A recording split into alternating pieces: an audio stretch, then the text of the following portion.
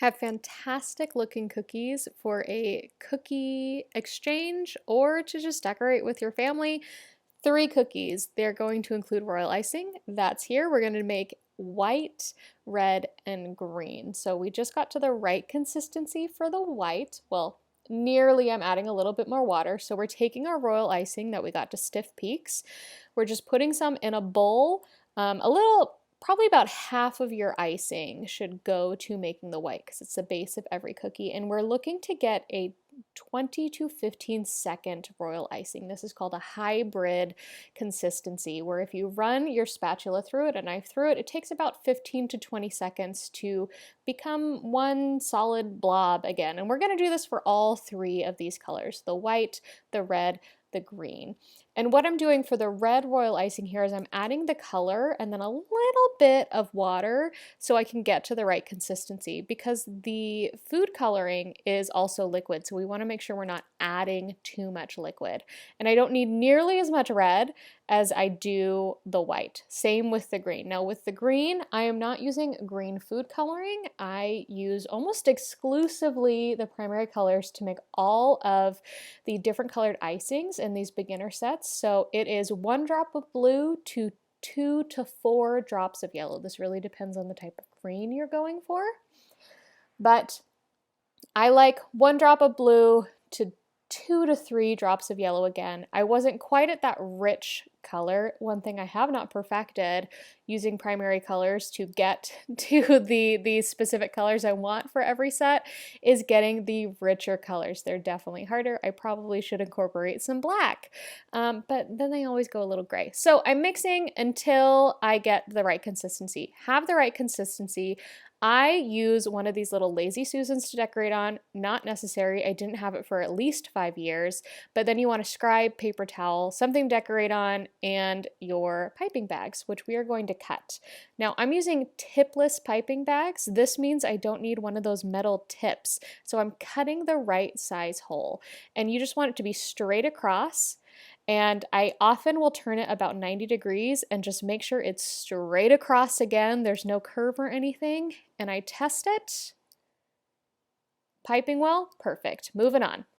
We're going to be doing 3 cookies. This is all going to be in real time decorating.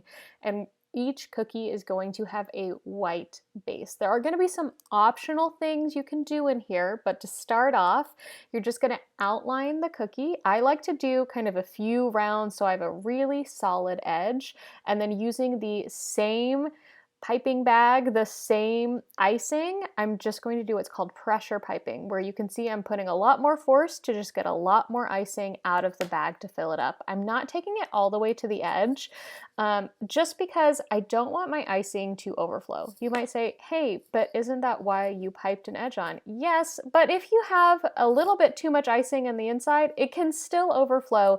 And I did have that happen on 2 of my cookies because my icing was a little thin. And I'm actually going to come back with my scribe. You can use a toothpick for this, just to kind of scrape the edge of the cookie, because I can see you're looking to overflow there, cookie, and I don't want you to. And then I like to just give myself a really flat surface, stick my scribe in the center, and shake it. So we're starting with the wreath cookie. There are like 50 different ways you can make a wreath cookie, and it's just the design of how you pipe on this green. I have seen some really beautiful wreaths. I have made wreath cookies many different ways. This is the way that I tend to like, particularly if I'm using one color of green. If you have multiple colors of green, you can just do lines.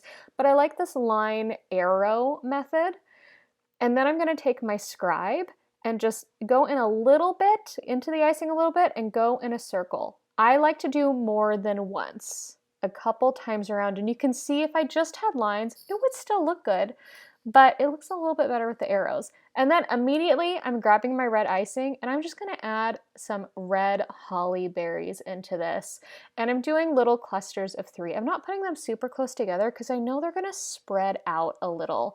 And then I'm coming in, this is totally optional, same with the red berries. I have some luster dust and I'm just dusting that on top to give my cookies a little sparkle.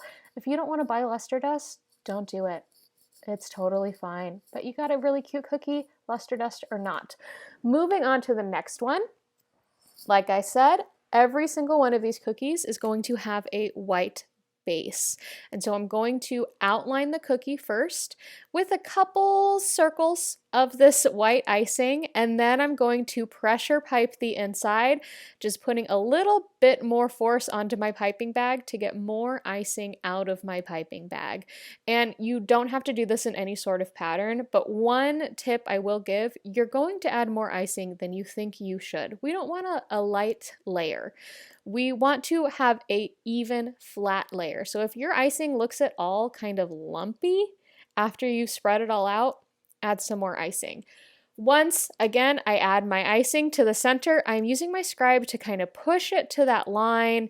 I like to go in these circle motions. Whatever gets the job done gets the job done for you. You don't have to do circle motions, but I like the circle motions because it helps me push just to the edge and not any further. So I'm not causing my cookie to overflow, although it still happens sometimes, and that's fine. And then what I call my little washing machine method really kind of evens out and shows if I have any issues. So we're coming in with our green. This is our tree. We're going to start at the top and just gradually let the icing fall out of our piping bag with a little bit of pressure, and we're making a zigzag, getting a little bit wider as we go down until we end. And I backtrack a little there so I don't have like a big blob or an uncontrolled line. Then I'm taking my scribe from the top of the tree and dragging it very lightly down. I'm coming back with my scribe at the top and dragging it just a little bit on the green so I can have a pointy tree on top. And then I'm coming in with the red, just like with the berries, except for I'm adding red ornaments, just little dots. Completely optional. You do not have to add red dots if you like the simple green tree. Keep the simple green tree. And again, luster dust, optional for every single cookie. This is edible sparkles, and I just do a couple puffs, and there's my Christmas tree with ornaments. Our last cookie, this is the most fun technique, my first time doing this. This cookie completely overflowed. I scraped all the icing off. That is why it has a white base. You do not need to do anything to do that except mess up a cookie, scrape it off, and redo it. And I am again doing that solid outline for the cookie and then filling in the rest of the cookie, pressure piping. But I am coming to the end of a piping bag, and I don't think I've ever showed this. I am trying to get every last drop out of this piping bag, and I am going to, and it's not pretty. So I kind of saved it for this cookie because I didn't need to have a lot of control to just get the extra icing out.